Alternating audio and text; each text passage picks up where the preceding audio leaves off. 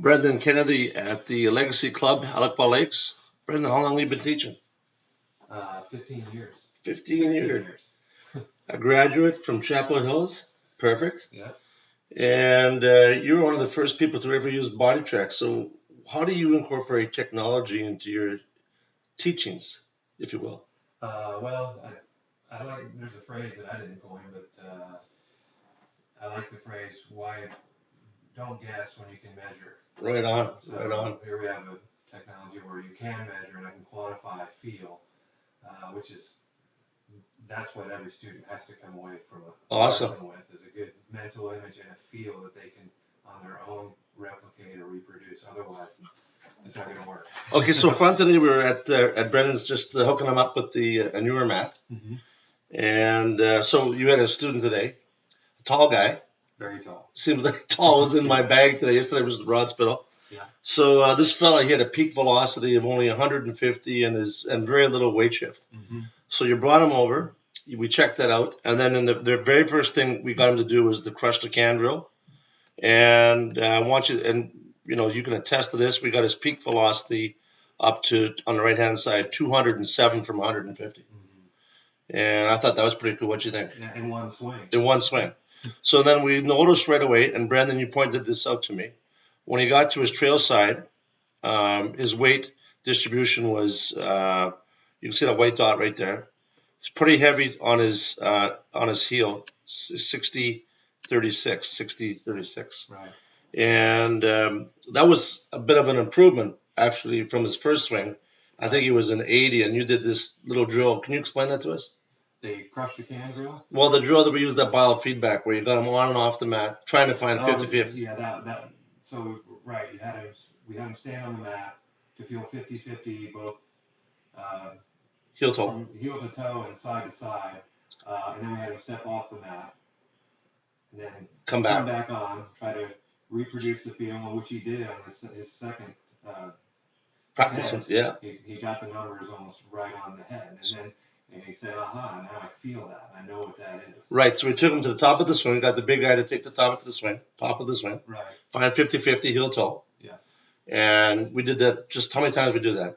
3 times? 3 times. So on the fourth time, we got him to hit it. Yes. And then this turned out to be 64-36 with his first shot. Right. But what did you notice here? Now we're gonna roll this frame forward, and he had, and Brendan, we noticed he had backup in the velocity chart. The white line was below the baseline. So the first thing we did is we looked for it on the CLP trace and it was right there. Right.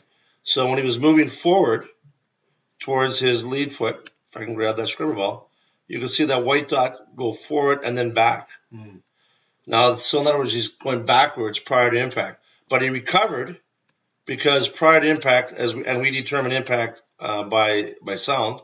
I had the external mic attached there, right? Right. So it's pretty accurate. So he captured it, hit it pretty good because he was moving forward at impact. Right. So he got away with it. Right. Big tall guy.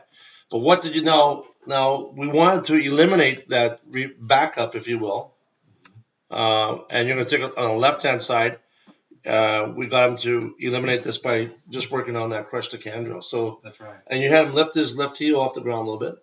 Yes, which to him he felt like he had swayed considerably.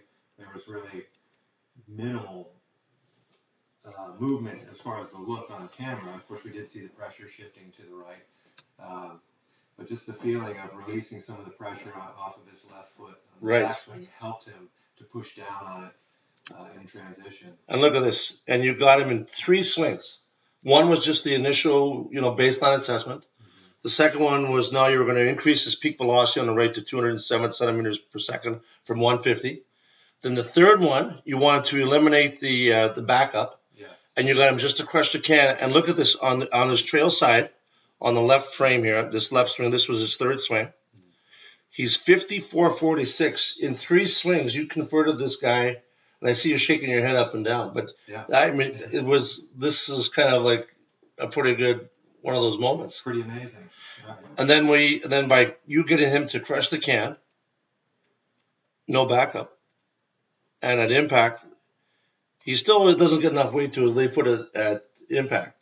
But I saw you working over there. Then I took off and you were working with him How'd the rest of the lesson go? Very well. I mean, I gave him a number of drills.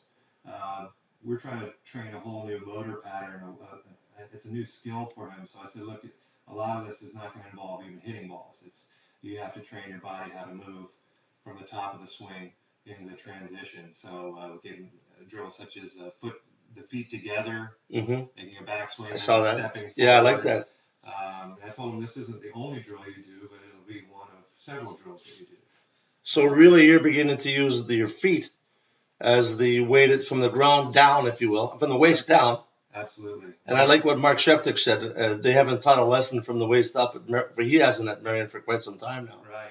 So now these little micro moves, these are really kind of unique that you can see with pressure mapping and BodiTrak. There's no other way to see them. Listen, Brendan, it's a great pleasure to have you on board here, and thanks very much for letting us spend the time today. We're going to pass this around to our other colleagues, Terry Hashimoto and Brendan Kenny at Alaqua Lakes. Thank you. Okay, great. BodiTrak.